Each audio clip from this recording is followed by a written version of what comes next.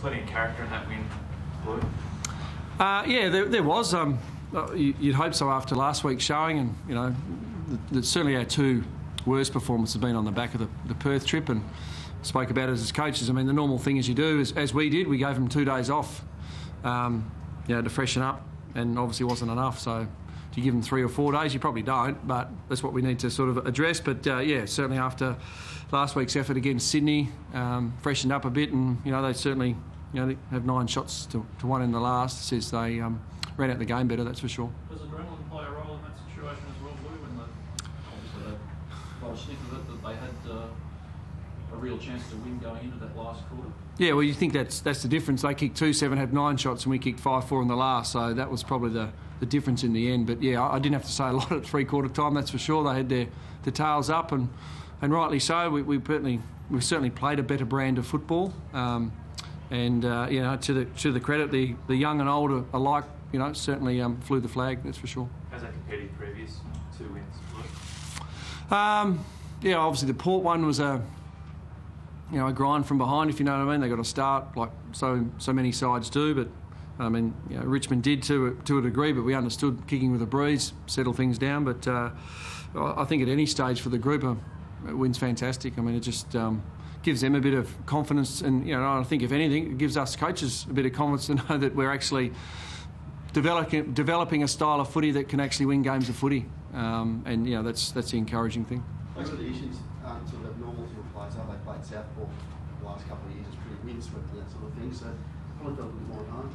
Yeah, and probably because of the crowd as well, because it's actually in our backyard, so to speak. And I know it's Richmond's home game, but I dare say with the support we got, I felt that we had more roars when we kicked the goal rather than Richmond. So, we would certainly take that, that's for sure.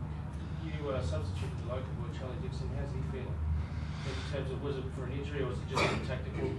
Well, I wouldn't say tactical. I mean, as you do with a sub, you try and say, okay, who's not playing well for us? Who's struggling a little bit? It certainly wasn't at all for a small or anything like that. We know Matt Shaw can run. We tried to hang on to him as best we could, and then you sort of scan the group and say, okay, who's struggling a bit? And I think Charlie's performance last year up here in the VFL was sensational. I think 15 odd marks and kicked 4 goals in the VFL.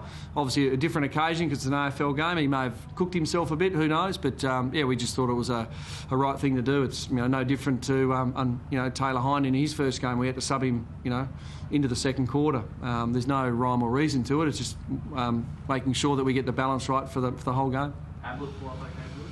Yeah, he was fine, and you can't say enough about him. His performance, on-field performances, as we know, has been fantastic for the club. But again, it just, not that we had to convince ourselves why we got him, but just his professionalism and getting himself right.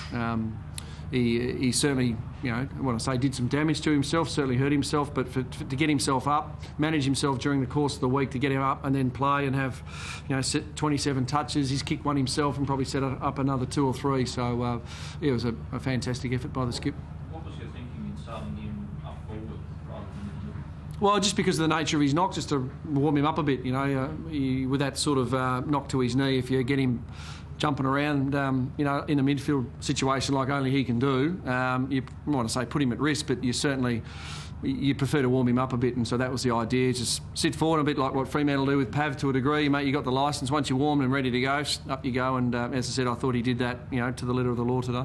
Well, as good as he was, it was a very even performance across the board. I mean, Bock did a great job on Rewald, Swallow. It was very even across the board. It wasn't a one-man show by any stretch. Yeah, and I think Bocky and Brownie, down back did some really good work. I mean, Rory Thompson in his second game was fantastic, and they were able to do that good work because I think, as you say, through the pressure of our forwards and our midfielders, they were able to spread and all that sort of stuff. But yeah, I thought it was a fairly even performance. I think I said on camera after the game, and invariably it's our older players when they're in our best 6, most of them, we have a better chance of winning. I have no doubt about that, but certainly Zach Smith, Trent McKenzie, David Swallow, and when I say young, I don't know where Danny Stanley, who kicks 3 goals, and Sammy Isles fits, but they're in there somewhere, whether they're young or slightly older, I don't know, but their performances all year have been first rate as well.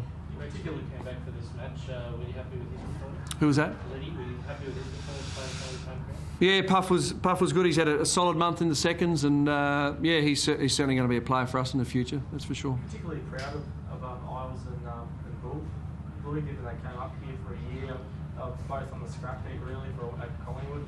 come up here, they're both playing great footy. Yeah, and I think, well, certainly Turtle won our best and fairest last year in the VFL. I reckon Bull was in the top 5 or 6, I reckon. So, yeah, both those boys are, they understand they've got an opportunity. And mind you, with the rules we've got as far as around our draft and how our list was put together, they know they've got some good young kids banging on their door, and they realise if they perform well, work hard, their position is theirs until proven otherwise, and they certainly haven't put a foot wrong. How much are you enjoying the rapport you've got with the Cairns people as opposed to what it seemed like the Brisbane Lions have done? You seem to have become the adopted side up here. I mean, how much are you enjoying that?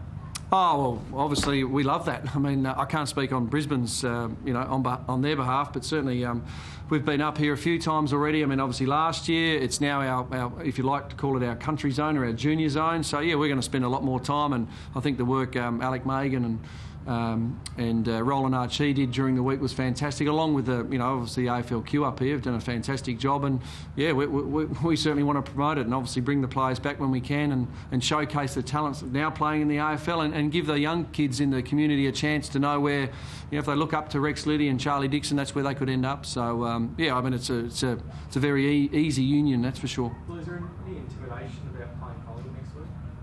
No, I haven't spoken to the group yet, but we're all about just a fantastic opportunity. I think I spoke about Sammy Day, him playing on four All-Australian fullbacks in a row. Ben Rutten, Matthew Scarlett, Darren Glass, and I should think of the fourth one, but I can't right at the moment. But I mean, to take on a side like Collingwood, the following week St Kilda, Geelong down at Skilled Stadium, and then come back for the Q Clash in Brisbane. I mean, that next 4 weeks for us, the next month of footy is just going to be fantastic and a great opportunity to see how far the boys have come.